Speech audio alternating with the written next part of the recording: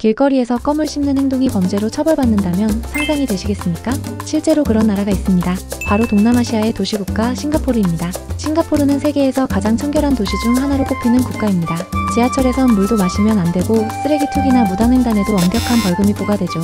그 중에서도 외국인들이 가장 놀라는 법은 바로 껌 금지법입니다. 1992년 싱가포르 정부는 껌의 수입과 판매, 심지어 씹는 행위까지 법으로 금지했습니다. 이는 도시 전역에 끈적한 껌이 붙는 것을 막기 위한 극단적인 조치였습니다. 당시 싱가포르의 지하철 개통 직후 껌을 승강장 문 센서에 붙여 고장을 일으킨 사례가 사회 문제로 떠올랐습니다. 정부는 도시 기능을 방해하고 청결을 해친다는 이유로 전면 금지를 결정한 것입니다. 이후 껌을 판매하거나 몰래 반입하면 최대 10만 싱가포르 달러의 벌금과 징역형에 처해질 수 있습니다. 거리 곳곳의 감시 카메라와 시민 제보 시스템은 이 법을 실질적으로 작동시키는 기반이 되었습니다. 그렇다면 이런 강력한 법이 실제 효과가 있었을까요? 싱가포르 국립환경청 보고서에 따르면 껌 금지 이후 거리 청소 비용은 연간 수천만 달러 절감되었습니다. 1993년부터 5년간 거리 벽면 오염 민원은 80% 이상 감소한 것으로 기록돼 있습니다. 반면 외신과 인권단체는 이러한 규제가 과도한 통제라며 표현의 자유 침해를 지적하기도 했습니다.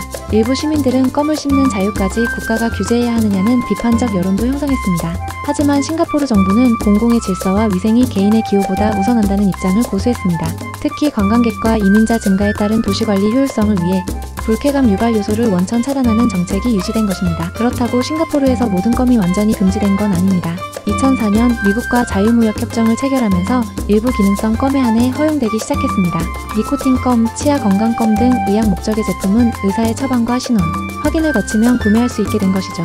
단, 여전히 일반 마트나 편의점에서는 껌을 살 수 없습니다.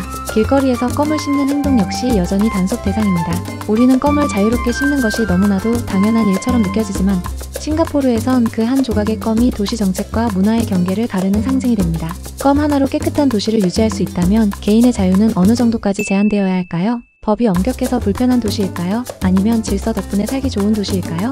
싱가포르 정부의 도시관리 정책은 단순한 미관 유지를 넘어서 국민의 시민의식까지 설계합니다. 껌 금지법 외에도 무단횡단, 쓰레기 무단 투기, 심지어 공공장소에서의 노래 소음까지 세세하게 규제되어 있습니다.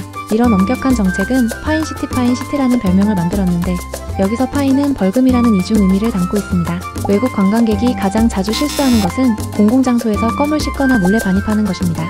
공항 세관에서는 껌 소지 자체도 금지 대상이며 여행자 안내서에 경고 문구가 강조되어 있습니다. 실제로 2017년 한 유럽 관광객이 껌 여러 통을 반입했다가 벌금형을 받은 사례도 있습니다.